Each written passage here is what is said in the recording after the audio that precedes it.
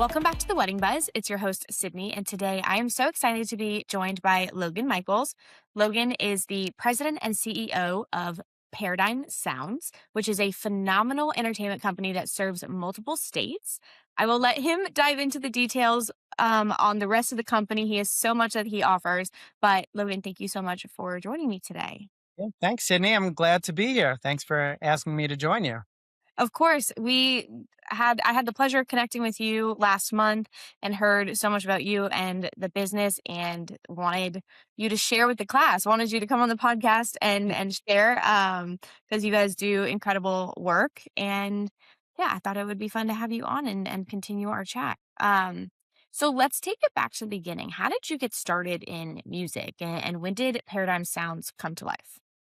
I'm a working musician myself. I've been a musician since I was 5, and that has always been, I feel like, the center of everything that revolved around my life growing up. I was definitely a band nerd. I did marching band, I did pit orchestra, I did symphonic band, I did all the things, and it was always, no matter what I did, music was just my direction. When I graduated, I went to college. I went to college for music business.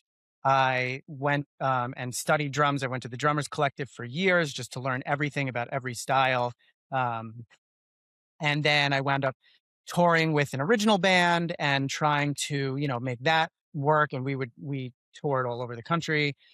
And then I wound up getting a job at Universal Music, and I wound up working alongside the Rolling Stones, Paul McCartney, Queen.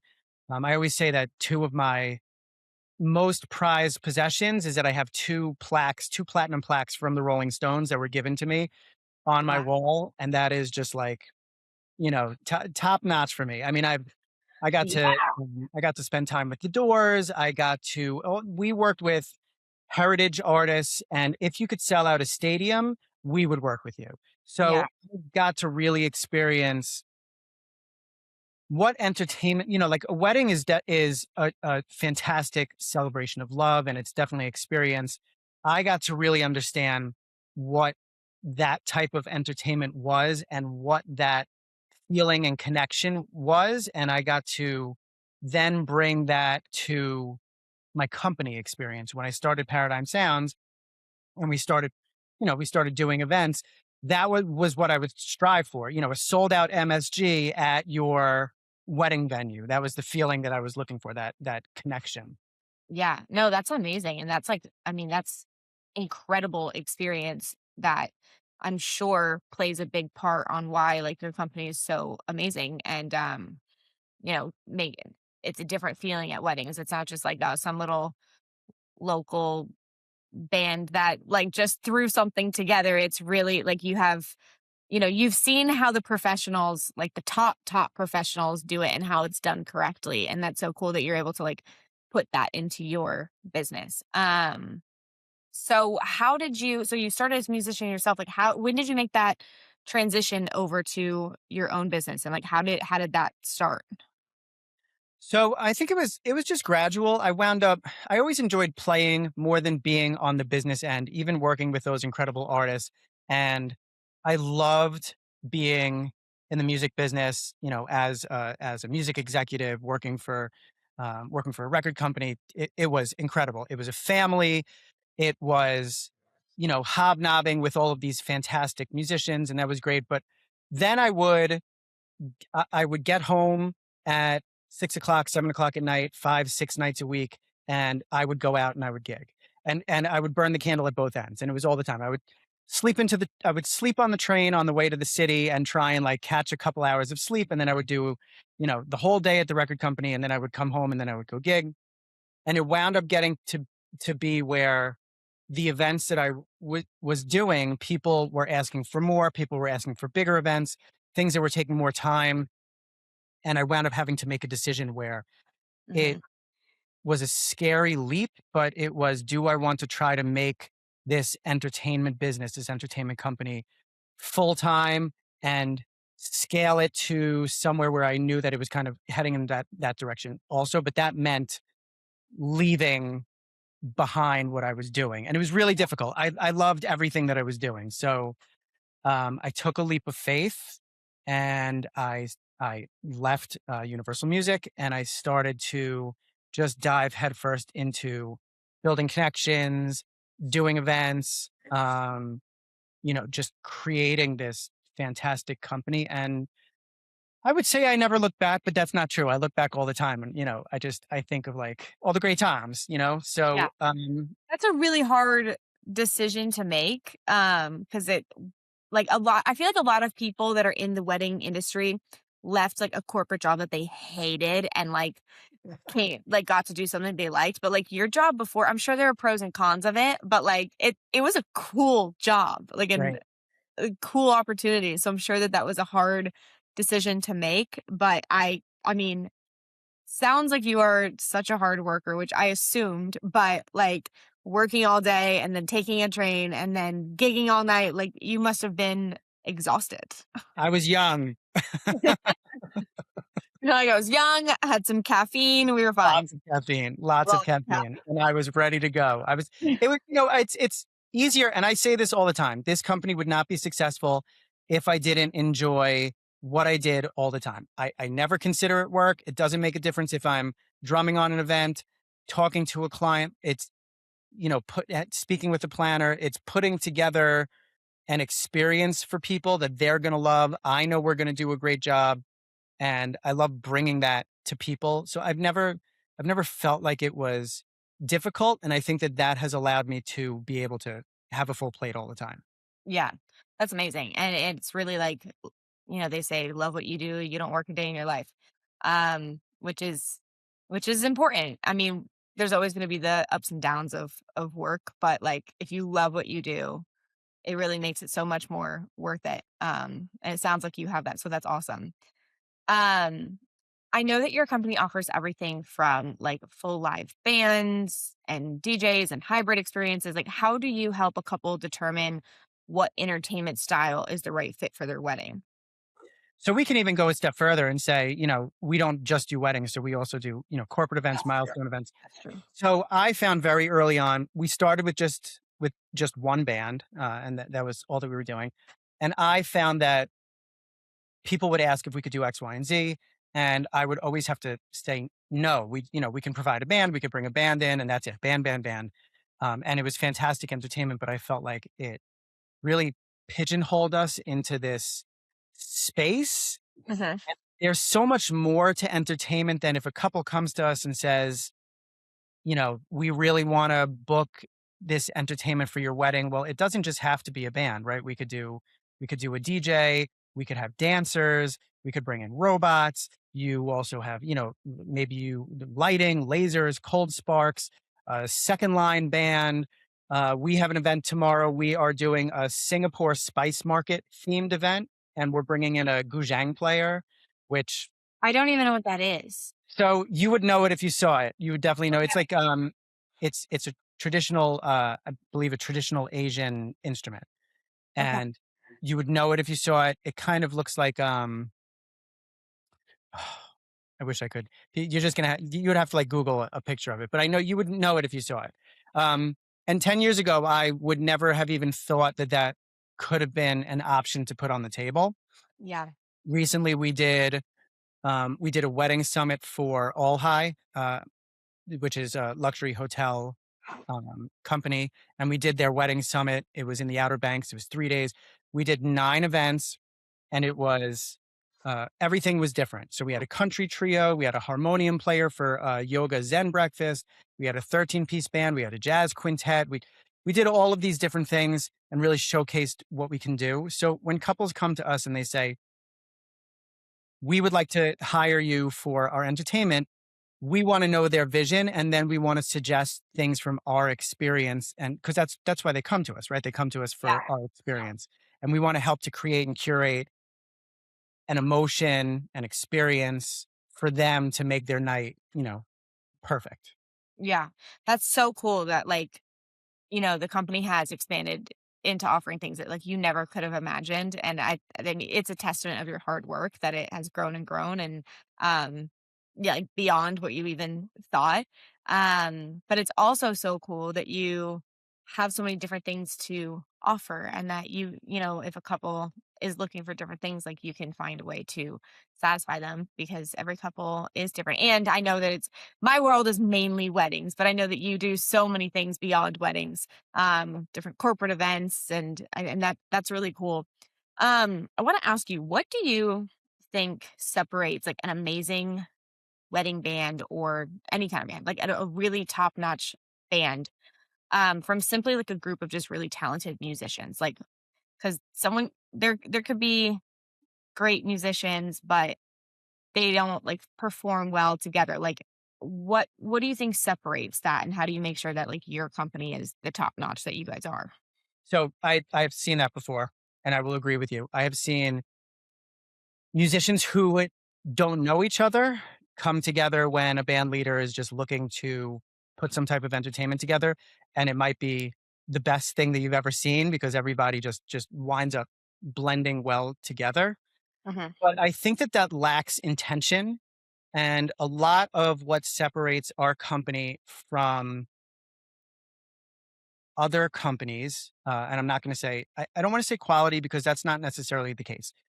You know, musicians can be fantastic no matter where they're playing. If they're playing a jazz trio in Starbucks just for tips, they could be the best jazz musician. You know, I see in the New York subways some of the best musicians I've ever seen in my life, and they are just busking for tips and they're just there because they love playing. So I don't think it has to be this, you know, fantastic seven-figure event that you're at. I think it has to be with has to do with the intention, the experience, obviously. You know, you want someone who knows what to do as far as not just musically, but entertainment is also visual. I think you don't just hear entertainment with your ears, you want to see it with your eyes, you want to feel comfortable with it. And we provide an experience where you get really every type of I don't know, like all your senses, you know, feel like they are experiencing something. And also, you know, besides that, it's the way that we approach working with a vendor team. It's the way that we approach working with the venue itself, working with the client. We provide, you know, white glove service. We're a luxury company. We provide a lot more of an intimate service setting than a lot of other companies provide. You will book them, you won't hear from them until a month before the wedding, and then they will, you know, they'll come and sit down. We don't do that. We provide white glove service and really allow the client to be vocal with what they're looking for and create their vision with our help. yeah. No, that's so important, and, I went to a concert just over the weekend, and it's interesting because one of the openers, he was a fantastic musician. I mean, his voice was so different, he was very good, and he played the harmonica while he sang and played the guitar at the same time, and he was truly so talented.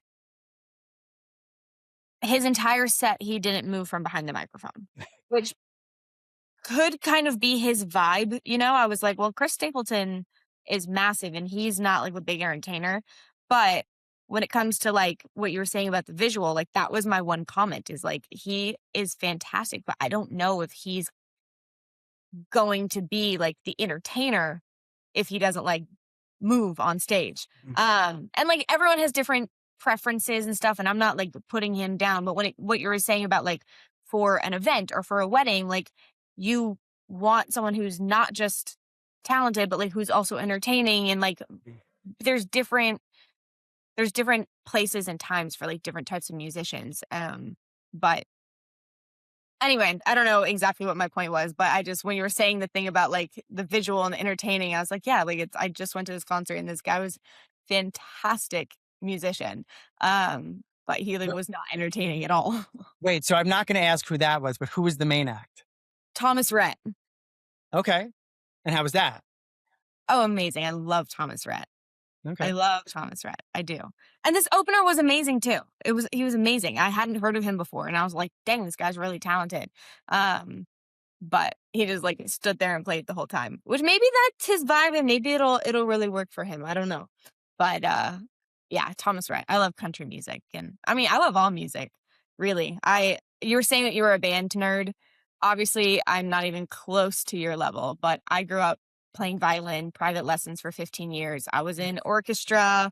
I was in the pit as well. Like You know I that. You know what that means. oh yeah, I went to violin camp as a kid over summer. So I am also a bit of a music nerd right there with you, but obviously not to your talent level or expertise at all. So Uh, um, so we're talking about concerts. So I actually last week I went and saw Paul Simon, who's okay. going around, and he, it's surprising that he is still touring because obviously he's older, and Yeah. I want to say it was kind of the same. He didn't really move so much, and in fact, his whole band sat down. I guess it was supposed to be like an intimate, kind of like a fireside kind of Yeah. concert. They sat down for the whole show, and I think because he is such like a heritage artist and everybody knew every song, it was exciting for them, but a newer if it was a newer artist, I think that it would have been frowned upon. Yeah. And again, like again, I'm not trying to hate on this artist. I just found so there were 2 openers and the other one is this girl Emily Ann Roberts and I love her. She was on The Voice probably like 10 years ago now. She was like very very entertaining and my sister had never heard of her, but while watching she was like locked in and like watching. And then the next guy who stood there and just played again extremely talented, but what I realized ended up happening is instead of like watching him, my sister and I were chatting the whole Uh, time. And so it's just different, but like again, there's different types of musicians for different events, for different things. But yeah, I mean sometimes hey, Chris Stapleton does not move around the stage too much. And I've seen him in concert at least 3 times. So he's huge. He's I one love his voice. I love his voice so love much. his voice. And so hey, maybe this guy's gonna win entertainer of the year next year or something. And I'm gonna take my words back. Or maybe his next tour will be this massive show that will blow your mind. Maybe, and I hope so for him. He's so talented. He deserves that. But um how do you balance playing music that like the couple or the client loves, but also reading the room and choosing songs that will like appeal to all the different guests and the different ages? So that's I used to think that that was a really difficult thing to do, reading the room, especially starting out because, you don't when you're inexperienced and you're doing weddings, you can't always turn around and pick out the grandparents that you can see are clearly on the dance floor and want to hear that, disco song that they're going to love or that Motown song that that they're going to love. We had to learn, or I guess I had to learn, as a band leader, as a company owner, how to go about not just reading the room in the moment, but beforehand, you can sit down with your clients and you can understand the demographics of of who is going to be at the wedding. You could even look at the seating chart and you could understand where people are sitting, which sometimes can dictate what type of dinner music you're going to be playing. There are so many clues to what type of music you can present by just knowing your client. And that's what I'm saying. Like as a luxury company, we like to be intimate with our clients and understand who they are as people, who their guests are going to be. So we want to know what is the demographic. We think about the older crowd will usually leave earlier on in the night. So we want to make sure that we hit those 60s, those 70s, those, the Earth, Wind, and Fire songs, the Stevie Wonder songs that everybody's going to love, but they will feel more to their heart. And then later on, when the drinking has been flowing, the drinks have been flowing for the whole night, the younger crowd is really into it. The bride and groom are on the floor. You have 250, 300 people packing the dance floor, and everybody wants to sing along to Mr. Brightside, or everybody wants to do shout, 300 people doing shout.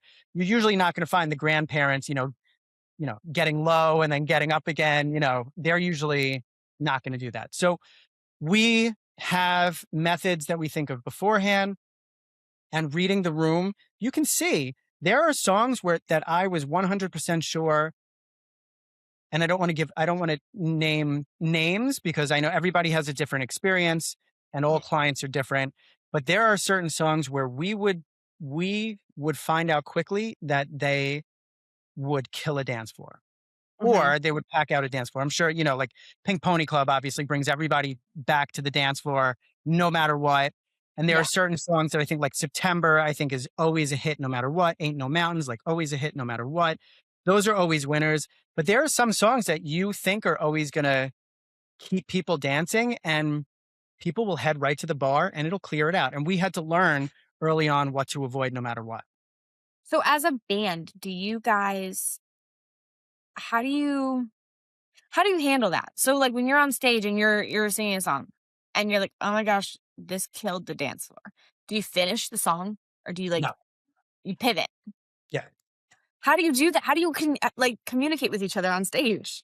So everybody in our bands, we all use in-ears. There's no monitors on the stage. Everybody has in-ears. We have a talkback microphone that the band leader uses so that he or she can communicate with the band. So there's no, when I was a working musician and I didn't have a company and I would just go on to other people's gigs, I always took notice of things that worked and didn't. And some of the things that really bothered me was when a band leader would hold up an iPad and flash it around with the name of the next song on it, because half of the musicians might be in the crowd dancing along with the crowd and they're not going to see that. The other half of the musicians might be looking down and reading charts and they're not going to see it. Or like hand signals don't always work. So we have everybody on in-ears with a talkback microphone. So no matter where you are, you know what's going to happen next. We also operate, this company operates with the thought that we are a band that operates as if we were a DJ. So we don't we don't stop in between songs and wait for an applause. It's not a concert. It's not about us. We're providing entertainment.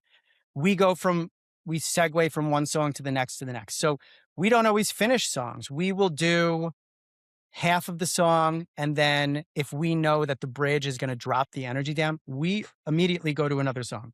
So we're used to finding those places where we know if things aren't working, we can just jump to the next song. We think about tempo. Is is the song for that we're going to call next, is it pushing the energy and pushing the vibe of the song, right? It's all about flow for the night. So we want to make sure that the energy keeps going. And I also learned very quickly that a lot of bands that I would play events with before I started this company wouldn't think that way. And they would call songs where it was fast, it was slow, it was fast, it was slow. The guests didn't know what to do with themselves. They Mhm. had no idea. You're doing At Last, and then you're doing Shout, and then you're doing You Shook Me All Night Long, and then you're doing Misery Business. And none of it made sense. It was a weird vibe. So we think about that as well. How do we keep the energy going so that it crescendos, throughout the night? Yeah. No, that's so important. I feel like all these things that you just mentioned, like at this point to you seems so obvious, but it's little things that sets the band apart. Like it goes back to when we were talking about like what sets people apart. And it's like exactly what you said. I haven't seen that and I have, thank God, haven't seen like an iPad being flashed of the next song. But if I was planner at an event and I saw the band like doing that, I would die inside a little bit. Um, and the what you were saying about like pausing in between songs, it makes my skin crawl. Like Yeah, you must see that all the time. I do see that all the time, and, like, as the planner in the corner, I'm just like, I can't do anything. I'm like, "Please play something." Like, I there's some hate awkward transitions when you hear people, like, fumbling around, like, I just hate it. So that seamless of, like, one song to the next, like, it makes such a big difference, and, exactly what you said of, like, the guests don't know what to do with themselves, like, it's like, a dead silence makes all the guests just be like, What am I supposed to do?" more. And I talk a lot about, like, when people wanna have, like, a luxury wedding or an event and, like, what sets it apart. A lot of it is the flow and how the guests feel, and when the guests are confused, it takes away from the experience, and there's things like, where they're walking. Is it too hot? Is it too cold? Is the seating chart easy for them to understand? Are the tables easy for them to get to? But what you're saying too of like the music, I haven't thought about it so much, but it's a very good point of this affects the guest experience and the guest flow and like a, the music that you guys are playing tells the guests what to do. You know, like a slow song tells them that we're slow dancing, a fast song tells them to get on the dance floor. But when it's choppy and messy, they're going to be like, wait, what what am I doing? And it's going to affect their experience. Like it affects the flow of the party, and it'll change their experience and their overall like takeaway from the event. So that's a really big deal. Well, But I you as a planner must, I mean, the amount of details that you must think about outside of the music to make sure that everybody feels good about what they're experiencing. I can't even think about that. Like the music is a whole company. I can't even imagine what you go through dealing with all the other vendors, thinking about everything from everyone's perspective. It's very impressive. Thank you. I mean, it is a lot of details to think about for sure, but it also really helps when I work with really good vendors because it's like I've worked with I had a couple who picked like the cheapest band they could find. And it ended up being okay, but like usually once the like party starts and the dancing starts, that's when I get to like stay for the first time all day or like actually eat my dinner or something. And this time I was like up the whole time, you know, like making sure that like we were transitioning to the next thing. There were some of the awkward silences, like dinner, like it was the guests were like ready for the party to start, but the band was like, oh no, like taking forever to eat their vendor meals. And like, I was like, okay, on stage, on stage. And then there was like one guy's going to the bathroom and one guy forgot his jacket. And I was like, I almost felt like I became the band leader. And And that, yeah, the band mom, that's what I was. And I was like, I don't want to babysit you. So yes, as a planner, there's so many details, but like, I recommend like good vendors for a reason, you know? Like same with the photographer. Like there's so many details and I've had weddings with a inexperienced photographer where I'm the one that's like gathering the family photos and like, okay, mom, stand here. Oh, you're tall. Go to the back. Like I shouldn't have to do that. And when I work with like a really good photographer, I don't have to do that. um but anyway, yeah, there are a lot of details, but working with like really good vendors makes a really big difference. yeah, really big. And not to say you could work with a luxury band and you're still going to have that guy forget his jacket. You know, these things, they Happen. definitely happen. But I think that the difference is working with those top tier companies like Paradigm Sounds. I think that you're going to have people on site, like an event manager that's on site, that's going to make sure that those things don't happen. One thing, and I was just talking to somebody about this the other day. One thing that I always noticed was that when the band breaks, you know, whether continuous music is still happening or the full band breaks, whatever the case is, I used to notice that nobody would decide that they had to go to the bathroom until you told them they had to come back to the stage. And I always thought it was the strangest thing. I didn't know if it was like a hypnotism trigger word or like what it was, but you would tell them, come back to the stage. And then all of a sudden everybody has to go to the bathroom. So Like this is, oh shoot, like right. Like they were just hanging out and forgot. But it's those little things could affect the whole timeline. And when the timeline's off, the event is off. And that looks bad for all the vendors and could affect, you know, the flow of the night. So Yep. when you have a company like us, we make sure that all of those things don't happen and all those details, you know, are covered beforehand. And I, you know, I've seen it before. I've seen it with luxury entertainment companies that I have been on events with, and still the band leader is not 100% sure how to corral his crew, you know. So it still happens, but when you're with a company like us, we take steps to make sure that those things don't. Don't Yeah, happen. Yeah. don't. That's good. How involved should couples or the clients be in building a playlist? Like, do you feel like it's better for them to provide a few must play songs and then just like trust the professionals, or do you like when clients give like a very detailed playlist? Um, I like input from clients.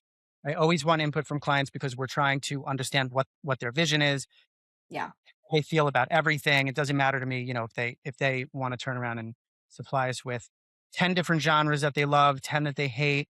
We always ask for songs that they absolutely want to hear, songs that they absolutely don't want to hear. You know, it's not just a must play, but there's also a do not play list. Okay. And there's a couple of artists that we've seen over the last few seasons that it's like you can see it's like a common thread of people who are getting tired of hearing certain artists that are out today and don't want to hear them anymore. And you can see.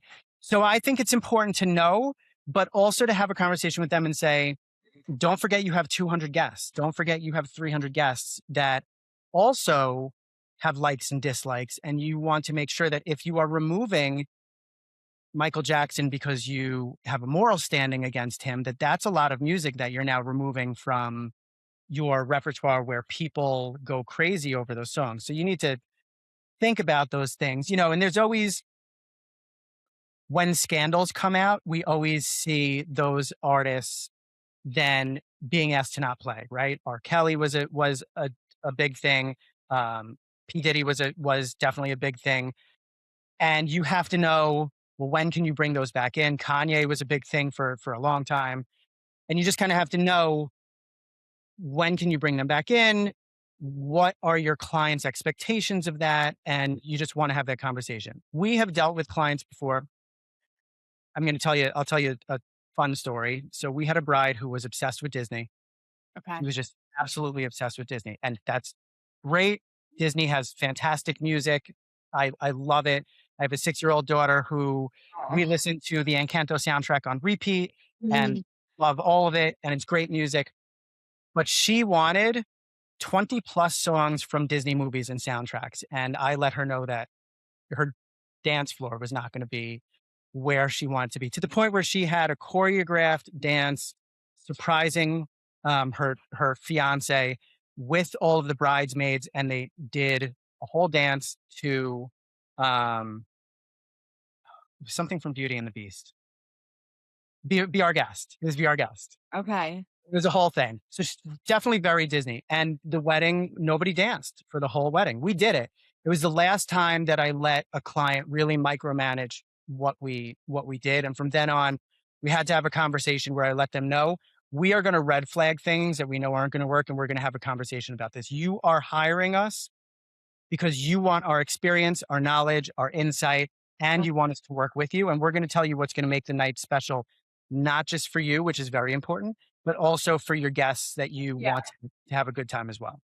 I think that, finding a balance between picking things that just you like and picking things that your guests will like, is really important. Obviously, it's your day and things should be your way, but you also want your guests to have a good time.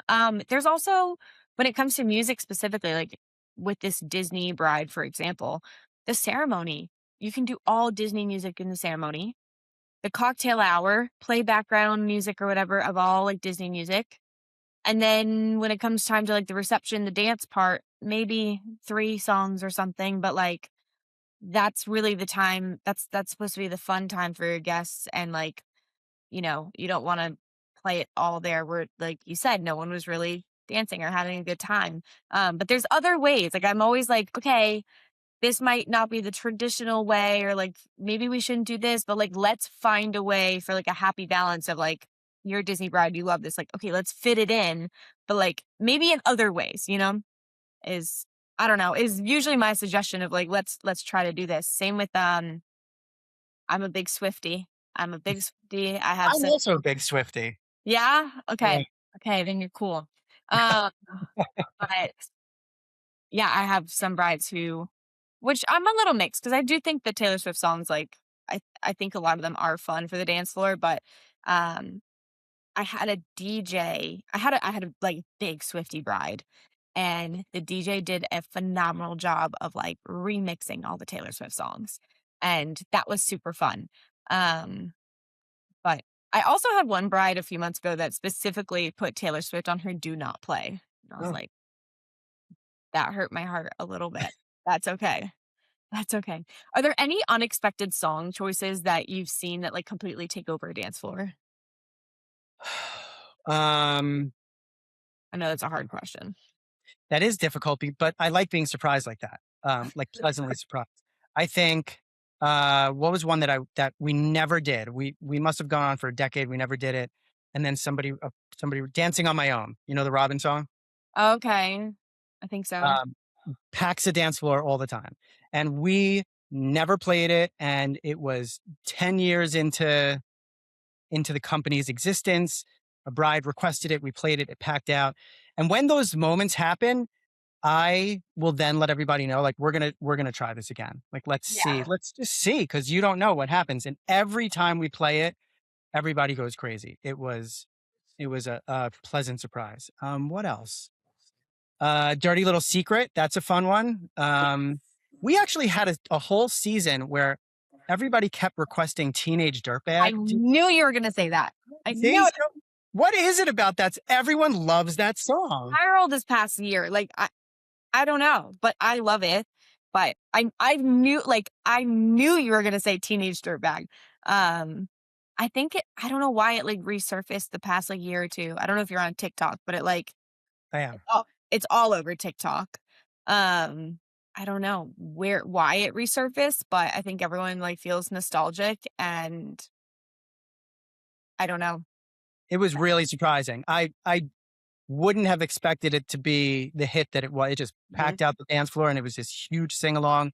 Do it at the end of the night when everybody's, Yeah. a little tipsy, and it just crushes. I love a little like pop punk session of like Teenage Dirtbag. Um, now I can't think of other songs, but I love when couples like are down for like a little pop punk session. Like you said, kind of at the end of the night when probably grandma's not there anymore. I did have one couple who was like very into what is it called? EDM, like Mhm, festivals, like like okay, Skrillex. like Skrillex. And I was the gonna say last like 15 minutes of the reception, it was like all Skrillex and they had a blast. It was so fun, and I loved that because it was, like, their thing, and they, played it at their wedding, but it was at the end of the night where, like, mom, dad, grandparents, everyone had their good time dancing, and then at the end, it, like, turned into a rave, and I was like, "I don't know what's happening, but it's pretty cool." I guess loved it. It worked. Like, their friend like, it was kind of like grandparents had gone home, the parents were kind of sitting back, like watching, like, I don't know what this is, but it's pretty funny. And then all of like the people in their 20s, there was probably a good like 30 people on the dance floor that were like their friends. I guess all like them and their friends were very into like going to raves and stuff. So Mhm. yeah, they had a blast, but it's the right fit, like if you played that kind of music with like me and my friends and my family, like they would all probably be like, "What is happening? Like, what is this music?" But it has to be the right fit for the right people. But it You seems guys, like they knew their guests. yeah, you guys play any Skrillex? We do DJ hybrids all the time, and I love DJs and DJ hybrids. I love the fact that the playlist could be whatever you want it to be. So we've done that before. We had a wedding where the groom requested the Godfather theme song, Oh, and it was really a switch up. And he was like, everybody's gonna love it. And the guests, like, it was during dinner, and the guests like got up on the table and started like waving around napkins and like going crazy. And that was the same thing. That turned into a rave. He had all these like SoundCloud mashups that he kept sending links for, and it was that type. It was like that Skrillexy deep house kind of feel. And he knew his audience. They loved it. They loved all. He came up. He took over the DJ booth. He was doing the whole thing. So he knew what he wanted. He was going for that vibe, and his guests loved it. that's awesome. I mean, that's also the beauty in the hybrid bands of having like a DJ and a band mix is that you can really like cover all sorts of music and all sorts of different things. Right. Um, well, how do you I guess we kind of just talked about this of like how couples can make their music feel personal to them while still giving freedom. We kind of talked about that. Tell me about the company. You're across multiple states. Oh my God. Yeah. Well, we're not even just we are now international, which I Wow. don't think you and I didn't speak about I don't think we did. when we first connected. So wait, was that the whole question? Is this a two-parter? I don't know exactly what the question is. I guess tell me about like where you guys are based and how you guys have grown and where where do you guys offer services? Which I think the answer is all over, but tell me about that.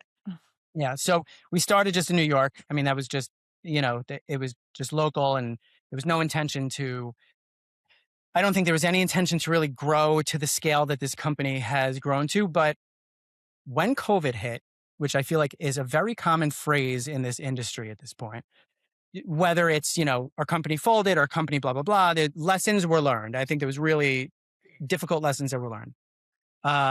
No weddings were happening in New York. There was a couple, but they were like sneaky weddings. So we would have a 12-piece band booked and they would scale it down to like a 4-piece because you couldn't, everybody had to have masks and be social distant. We played one wedding where the band was in one room and all of the guests had to be in a completely different room, all sitting. Nobody was allowed to dance. We made the mistake of playing a song that made people get up to dance, and the maitre d' almost stopped the whole wedding and canceled the whole wedding. It was so difficult. And so people in my company kept saying, how can we continue to work through this difficult time without sneaking around? I remember we also did a wedding. It was like mid-November. It was freezing, and all the guests were in a tent, and we were forced to perform outside in the freezing cold, um, with masks, and couldn't go anywhere near the guests. It was difficult. The one state that just never shut down was Florida. And not only did it not shut down, but it seemed like it just became this hotspot for all events. So I had connections there. Most notably, a planner there that I was my sister's best friend in high school. She moved to Florida. She was a huge planner there, all corporate events, no weddings. And I got in touch with her and said, we're looking to come to Florida. We need to keep the work going. So she started booking us on events. We would bring the band in, fly the band down, and then we would do these events and people would start questing us. And so what I then realized was one, our New York formula of entertainment seems to work anywhere, which was great. But then also two, my thought process was, well, what if I was able to remove the cost of flights, rental cars, per diems, hotel rooms, paying people more because they had to leave for 3 days? And what if we just scaled into Florida and put, put boots on the ground and had a home base there? And so it took a few years, but that's what we wound up doing. And now, we're doing multiple events in Florida all the time. So that was our first real experience with scaling, and it was because of COVID. I don't think it would have happened It if it is wasn't. see how COVID changed the world, like in Ab- every way. A lot for bad, but a lot for good too. And I hope that doesn't sound wrong because I obviously don't mean that COVID was good, but it just, when you have hardships in life, you learn lessons. And some of those lessons, like you grow from it. So please, no one listening, take that as me saying COVID was a good thing. I'm not saying that. Right. But when you have hardships in life, like you learn and you grow, and like that is just like interesting of how that was such a pivotal time for your business along with so many other businesses. Right. Um, but it is cool that you're now operating in, I know, so Florida is another home base for you. So Florida, and then recently we have started scaling into Mexico. That's so cool. Yeah. What part of Mexico? So we are. What'd you say? What part of Mexico? So we're there next week. We're in Cabo. We're at Nobu in Cabo. Oh, I don't think I think it was supposed to be a surprise for the event. Um, It's okay. we are This in we get it Cabo. after next week. We're going to be in Cabo next week, and we have started partnering with all of the top resorts in Cancun, Playa del Carmen, and Cabo. And I didn't mean for it to happen. My goal was to go from Florida to Texas and just kind of like circle the states and do this, this U-shaped growth. Yeah. And Mexico just happened. It kind of fell into my lap. I was speaking with a good friend of mine who has a lot of connections, and we were just talking. And I said, I always wanted to go into Cabo and just expand. She said, oh, I can put you in touch with some people. And I said, okay. I didn't think anything else of it.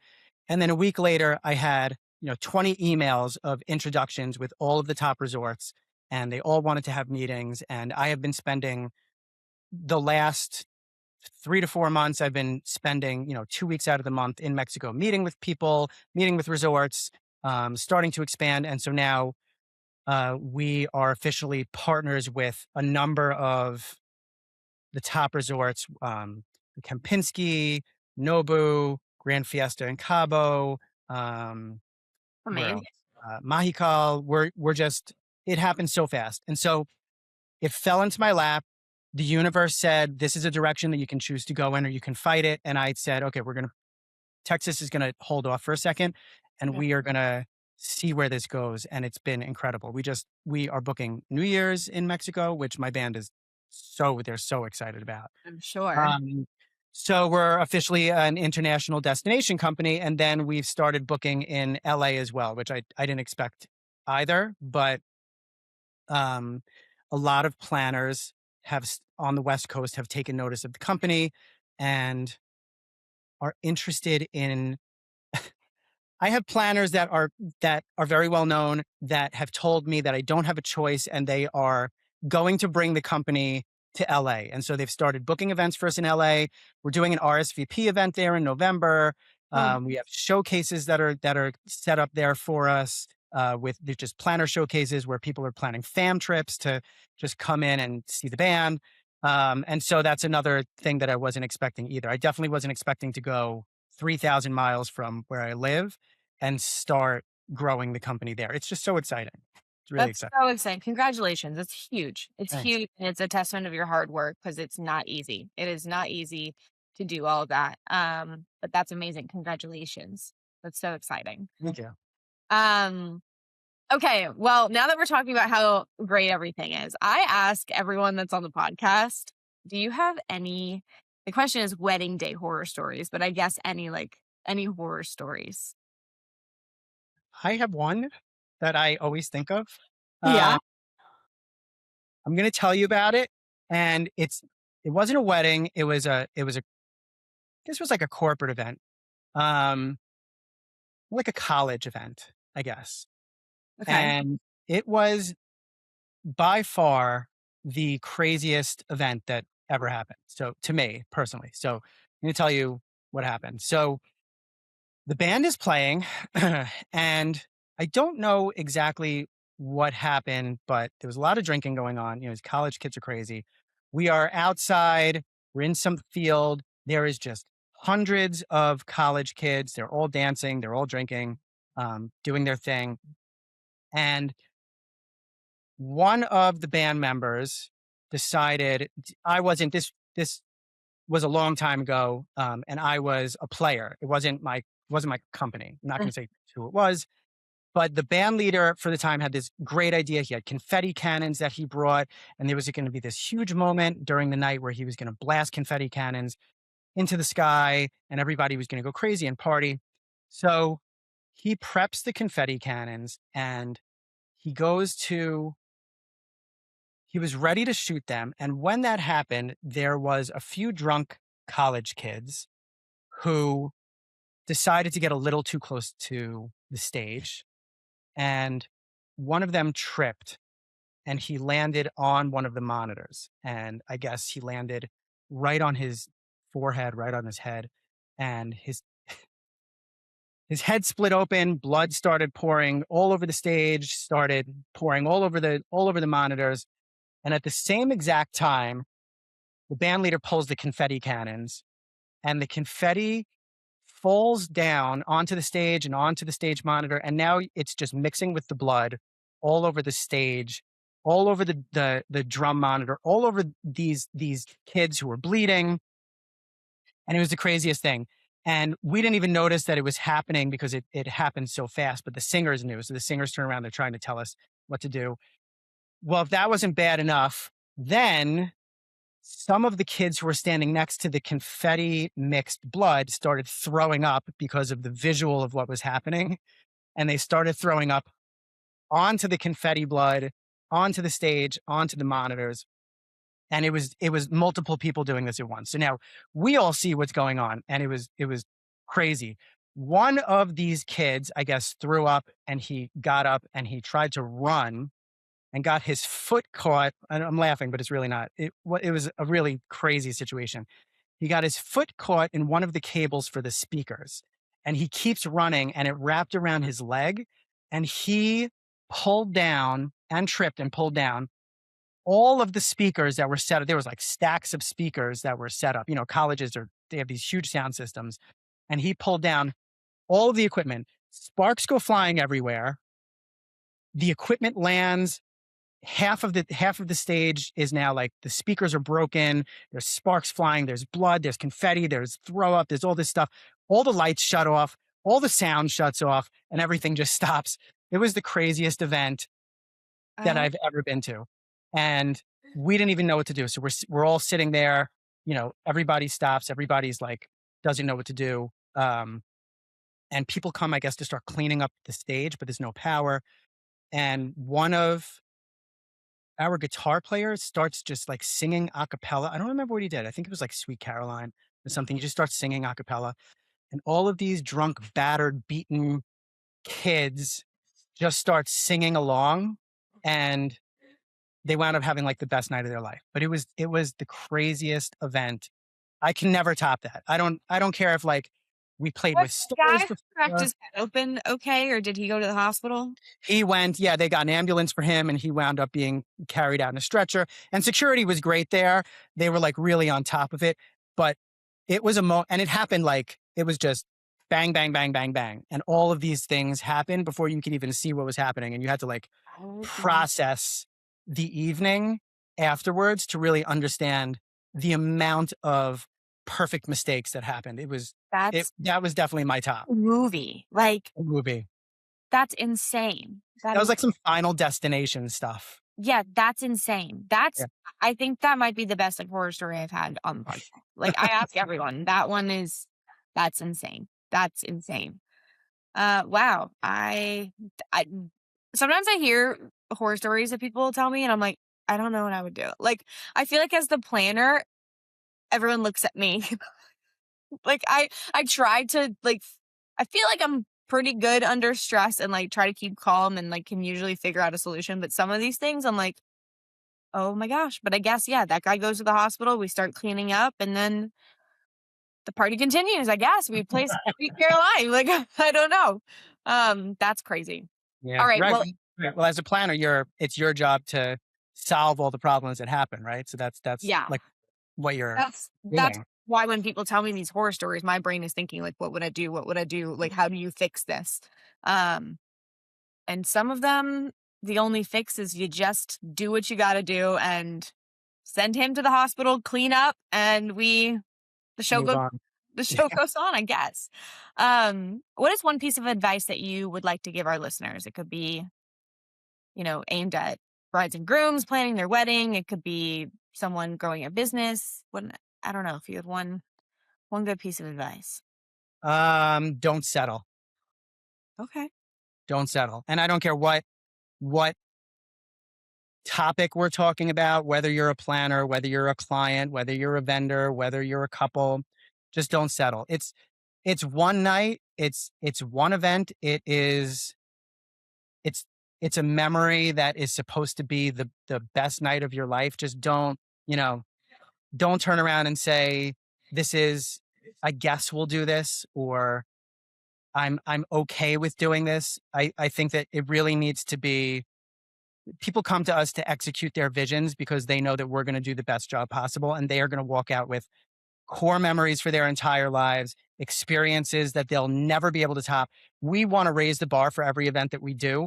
And that involves and means that our couples have to be on board with us and not turn around and say, like, well, we guess we want to do this. We don't really want to do it, but we guess we'll do it. I just I hate seeing buyer's remorse or regret or anything like that. And so I would say no matter what industry or what part of the evening or what vendor you are, I just say don't settle. It shows. Yeah. It always shows. Okay. I definitely agree. It definitely it shows when you settle for things, and I know that costs add up really quick when it comes to weddings, but you know, there are places to take away, but then there are places that are like, hey, if you decide you're going to do a big event, a big luxury event, whether it's corporate or a wedding, like if you're going to do it, like do things right. I agree. That's awesome. Well, Thank you so much for coming on. This was so fun. I mean, again, chatted for a long time. I feel like we could keep talking for hours, but Yeah. thank you for coming on. Where can listeners find you if they want to reach out? So our website is paradigmsounds.com. And you can see plenty of entertainment there. We have a great social media presence. You can find us on Instagram, paradigm underscore sounds.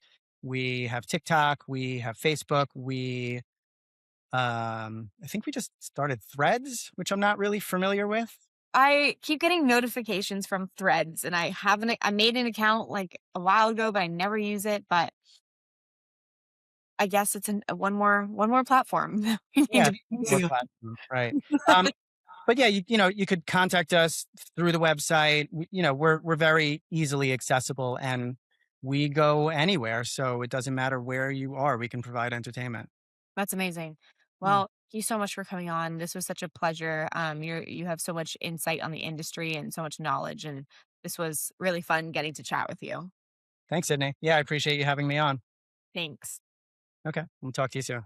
Talk later. Bye. Bye.